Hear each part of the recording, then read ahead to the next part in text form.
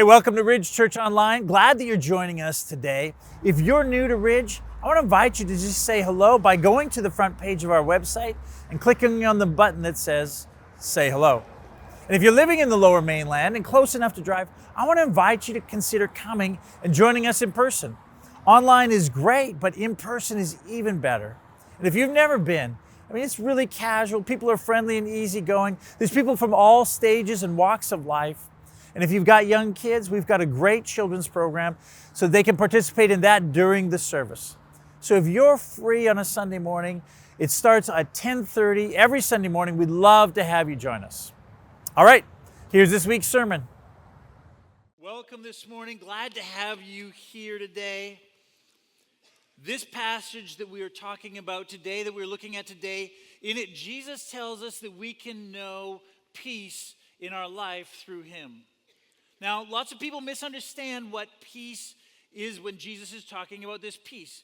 There's once a competition that was had where they invited a bunch of artists to draw their image, their idea of what peace was. And they got all these submissions, and one of the finalists was a picture of a beautiful meadow filled with flowers, and in the middle of that meadow was this beautiful tree, and this sun was shining and the breeze was blowing, and under this gorgeous tree sat this family together, kind of connecting with one another and enjoying the beauty of the thing. And it was this incredible picture of peace. But that picture did not win the competition. But it is, in fact, what many of us think about peace. The picture that actually won the competition was a very different kind of picture. It was a picture of a cliff on the edge of the ocean, and the clouds were dark in the sky. In fact, rain was pelting down, a major storm was taking place, and the waves were crashing against this cliff. And halfway up the cliff, in a little crevice, in a little place, there was a bird nestled in that crevice, sitting there at rest and at peace in the middle of this raging storm. And that's the kind of picture of peace that Jesus is talking about in this passage that we're going to look at today. It's not a peace that means that you don't have storms in your life. It's the opposite. It's a peace that comes in the midst of the storms of your life, which means that you still get sprayed by the cold water. The winds still blow. The storm still rages. But in the midst of all of that, you have a peace, a deep peace. The question is, how do you get that when your world is upside down, when everything is going hard and wrong? Because that kind of peace is very rare. It's hard to get, and yet it's what Jesus is going to teach us in this passage today. So let me give you the context for what's going on. Jesus is in the upper room with his disciples on the night that he is about to be betrayed. Everything is going to go crazy for them, literally in an hour or two. And he's been giving them this teaching. And near the end of this teaching, he says some things that are kind of confusing. The disciples don't understand it.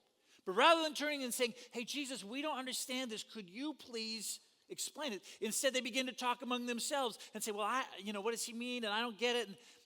And Jesus knows what they're asking, and he interrupts them. And he explains more clearly for them what it is that he said. And this is what happens as a result of that. Here's what John tells us happens. Then Jesus' disciples said, "Now you are speaking clearly and without figures of speech. Now we can see that you know all things and that you do not even need to have anyone ask you questions. This makes us believe that you came from God." What? Really? This is what did it? All the miracles that they saw, all the demons that were cast out, storms that went away when Jesus spoke to them, and the fact that Jesus knew what they were talking about and answered, this is what was finally brought them to the place to believe that Jesus was from God? It's crazy. In fact, Jesus thinks the same thing. Here's how Jesus responds. Jesus says, "Do you now believe? Really? This is what did it?" And then he goes on to say this. "A time is coming, and in fact has come, when you will be scattered, each of you to your own home. You will leave me all alone, yet I am not alone, for my Father is with me." Jesus says to his disciples, look, this miracle, this experience where I knew what you were talking about and answered your question, this is not going to sustain you in the storm that is about to break over your life.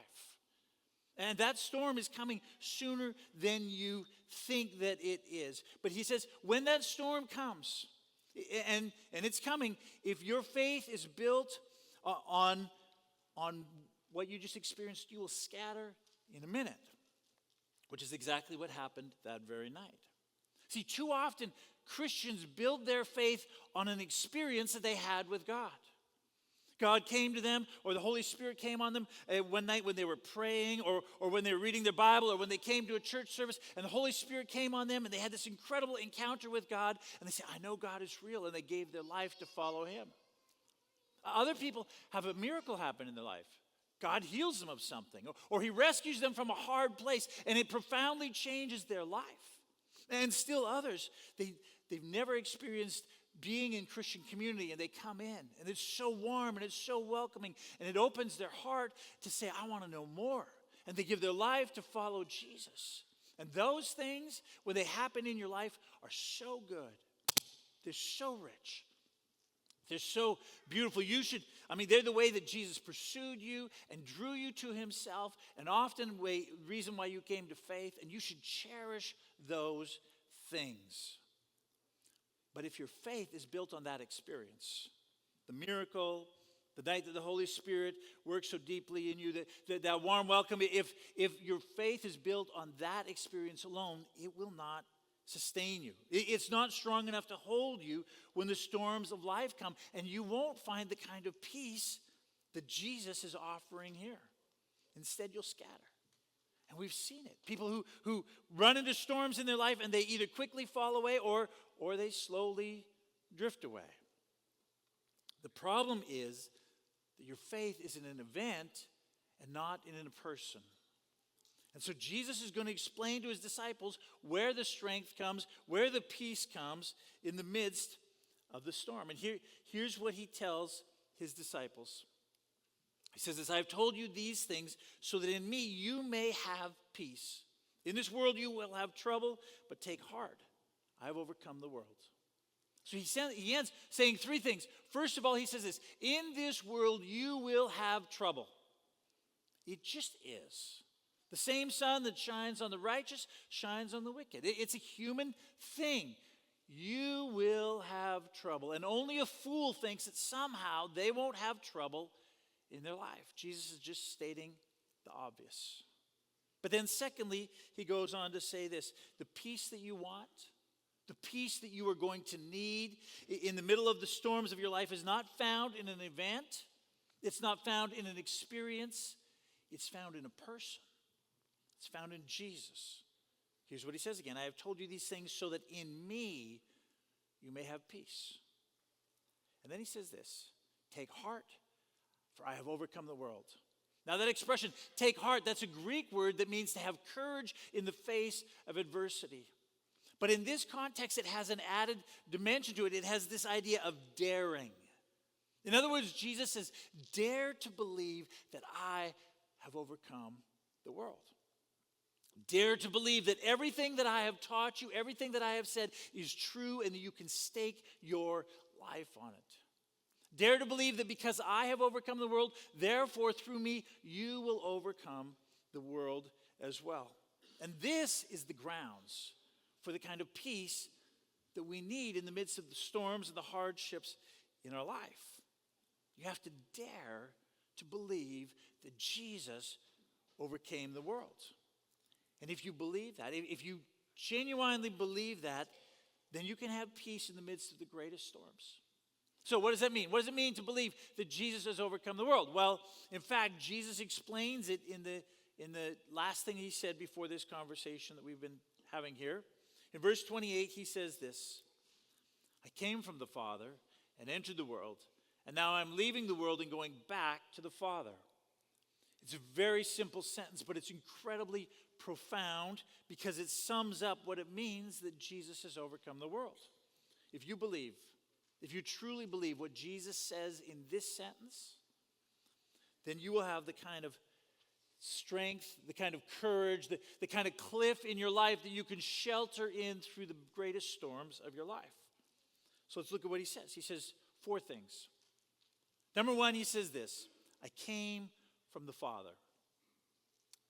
The 19th century preacher Alexander Maclaren writes this about Jesus: nothing is more plain than that over and over again Jesus repeated this tremendous claim that he dwelt in the bosom of the Father long before he lay on the breast of Mary. If we know anything about Jesus Christ, we know that. And if we cannot believe that he thus spoke, we know nothing about him that we can rely on. I leave with you as a plain fact that the meekest, lowliest, most sane and wise of all religious teachers deliberately and repeatedly made this claim to be God, which is either absolutely true and lifts him into the region of deity, or is fatal to any pretensions to be either meek or modest, wise or sane, or a religious teacher to whom it is worth our while to listen. In other words, over and over and over again, Jesus makes this claim that he is God. That leaves very little room, as Maclaren points out, that leaves very little room for how we respond to Jesus. You can't simply write him off as a good, moral, and ethical teacher who taught us to love one another. I mean, either he is God, and as such you owe him your life, and you should submit to everything that he calls you to, or he's the most outrageous, lunatic narcissist that's ever existed, and you should have nothing to do with him because he's totally out of touch with reality. You can't really pick some vague middle ground when it comes to Jesus.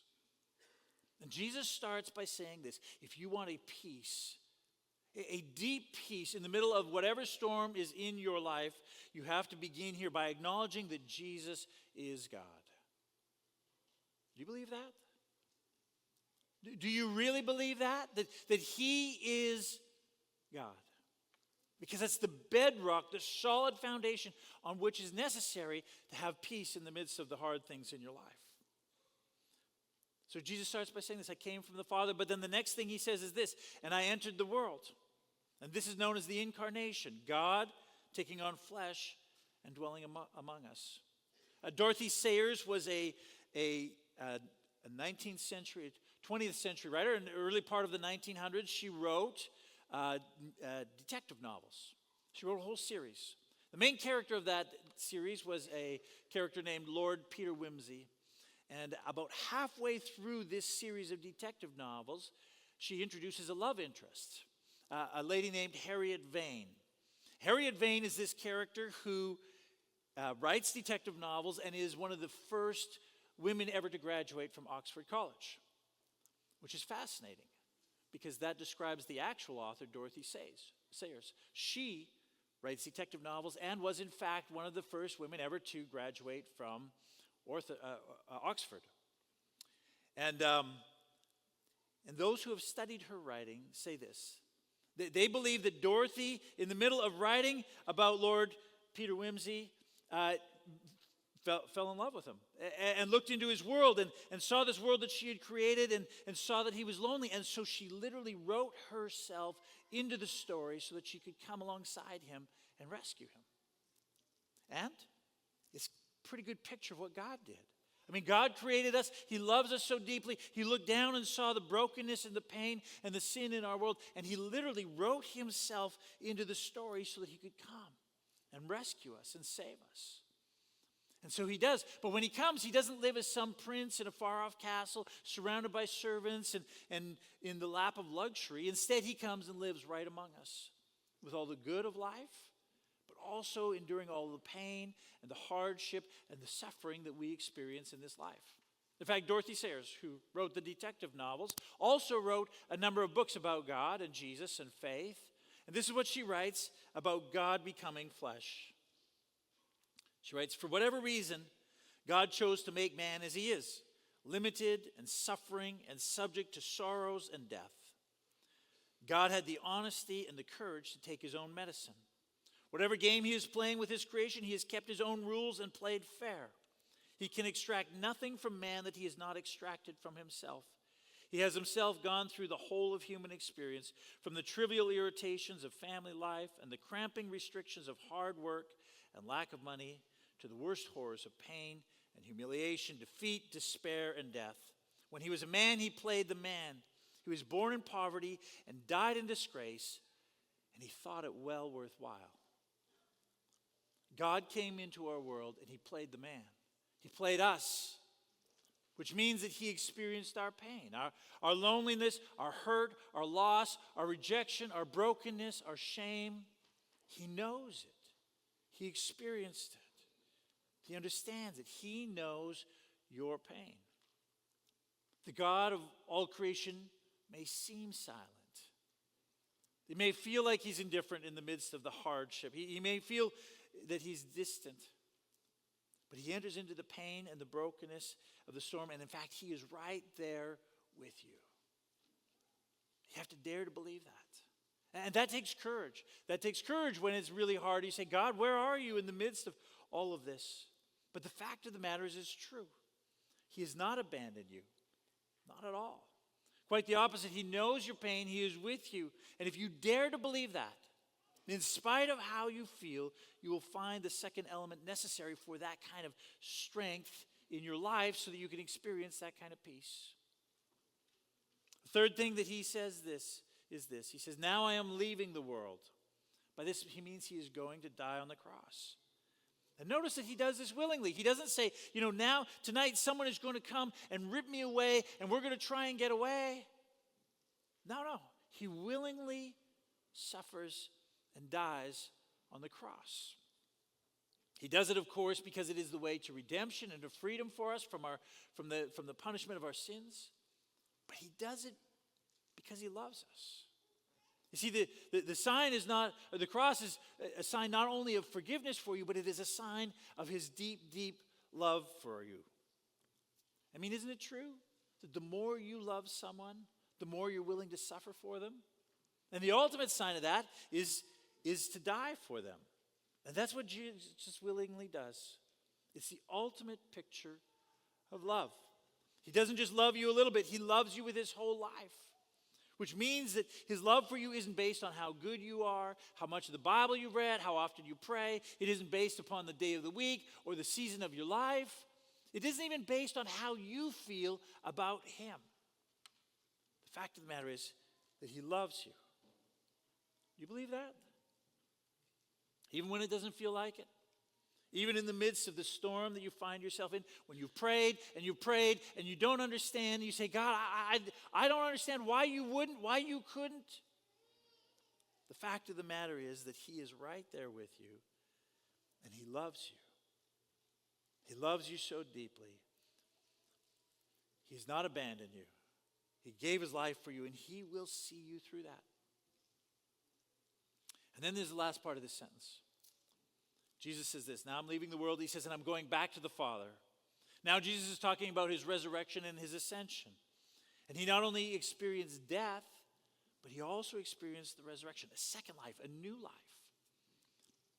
And in fact, if you're a follower of Jesus, and if you've entered into a real relationship with him, then you also will experience a second life, a life after this, a new life. But because this life is not all that there is. There's another life, and it's incredibly important when it comes to walking through the storms of life that we know this. Peggy Noonan, Ronald Reagan's speechwriter, wrote this. I think we have lost the old knowledge that happiness is overrated, that in a way life is overrated. We have lost somehow a sense of mystery about us, our purpose, our meaning, our role. Our ancestors believed in two worlds and understood this to be the solitary, poor, nasty, brutish, and short one. We're the first generation of man that actually expected to find happiness here on earth, and our search for it has caused such unhappiness. The reason? If you do not believe in another higher world, if you believe only in the flat material world around you, if you believe that this is your only chance at happiness, if that's what you believe, then you're not disappointed when the world does not give a good measure of its riches. You are despairing. If you believe that this is the only life that you get, that there is nothing more, then the suffering that you experience in this life is not just difficult, it's devastating.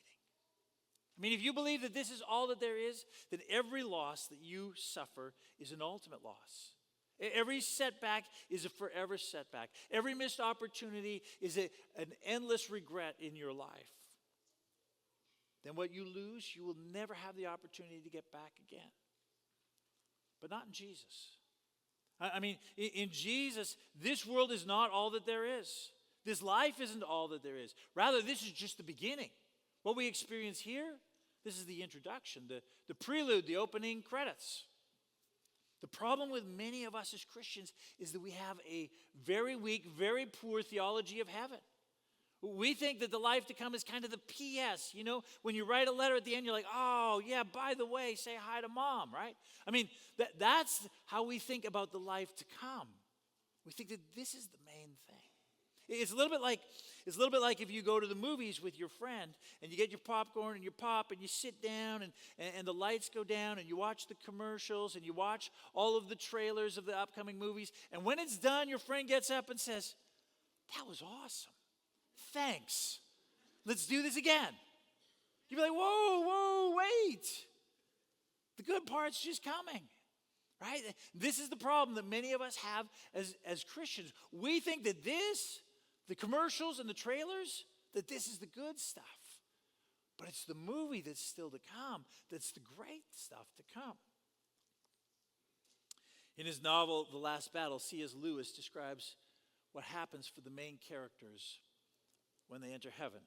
He says this, the things that began to happen after that, after their death, were so great and beautiful that I cannot write them. And for us, this is the end of all stories, and we can most truly say that they all lived happily ever after. But for them, it was only the beginning of the real story. All their life in this world and all of their adventures had only been the cover and the title page. Now at last they were beginning chapter 1 of the great story, which no man on earth has read, which goes on forever, in which every chapter is better than the one before. So you have to dare to believe that this life is not all that we have. That Jesus came not only to take on flesh, to understand our pain and suffering, to die for us, but that he rose again so that we too could have an eternal life with him. A life after this life, one in which there's no more pain and no more suffering and no more sorrow and no more death. Which means that the losses that we suffer now, although hard by any measure, are not ultimate. And the storms that we face, though very real and very dark, are not our final reality. And we can endure patiently. Like Jesus said in the passage that Pastor Dan looked at last week, that says, like a woman looking forward to giving birth in the midst of labor, that our troubles and our sorrows will be turned into joy. And we can have a peace in the midst of that time of laboring, that difficult time, knowing that in the end, certainly when we get to heaven and generally before that God will turn our sorrows into joy. And that's what Jesus is talking about when he says, take heart, I've overcome the world. When you dare to believe not in an experience or an event, but in a person, when you dare to believe that in the midst of the storms of your life, even though you don't feel it, even though it doesn't seem like it, when you dare to believe that Jesus has overcome the world, then you can find a peace that only comes as you wait patiently on him. Horatio Spafford was a successful lawyer and businessman in Chicago in the late 19th century. And he was a man who believed with his heart all of these things that we talked about today. He was also a man who experienced some very significant storms and trials in his life. In 1871, the Great Fire of Chicago basically leveled the city, and he had all sorts of real estate investments that burned in the fire. And 2 years later, in 1873, he and his wife and his 4 daughters planned a trip to Europe. But at the last minute, some business came up so that he couldn't go, so he sent them on ahead.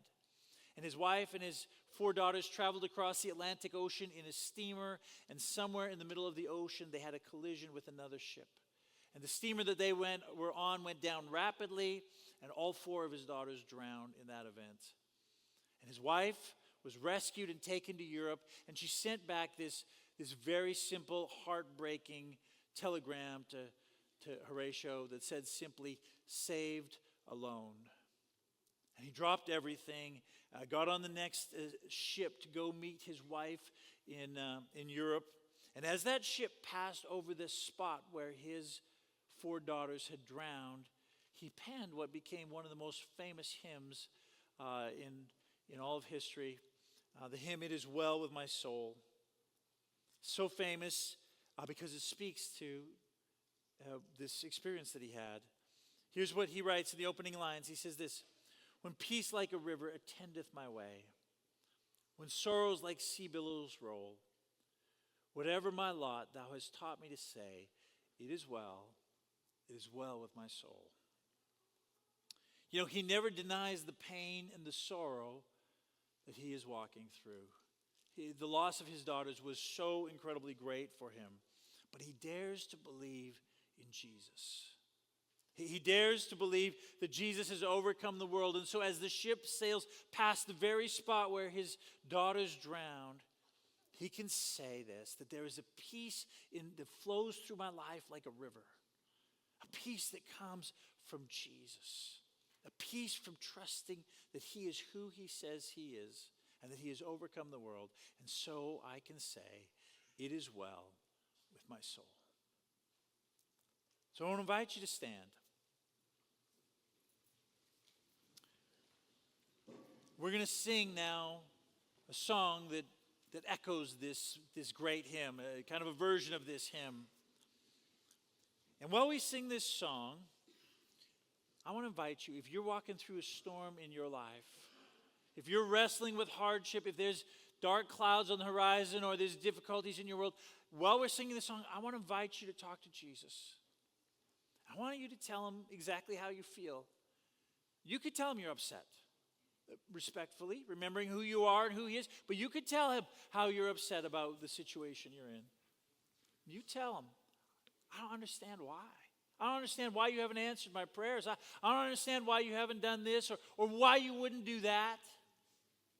You could tell him, I feel distant from you, or you seem distant from me. I mean, you just tell him whatever it is that you're wrestling with around that. Because the storms that we walk through are real, very real.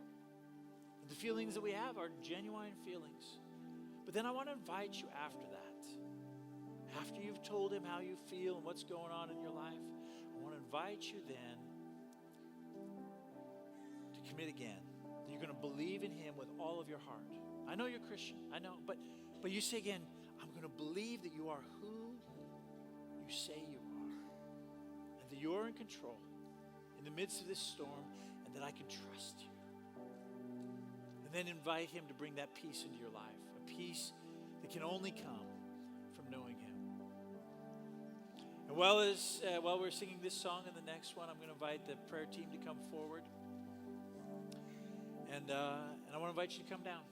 Come down and pray and bring before the Lord your concerns and your burdens. And sometimes it's so hard to pray. And it's helpful to have someone else pray for you and say, would you lift this burden with me before God? He cares for you. He loves you. He died for you. He will not leave you. He's with you in the midst of it. Okay? So let's sing this song together and let's ask God to work in our lives.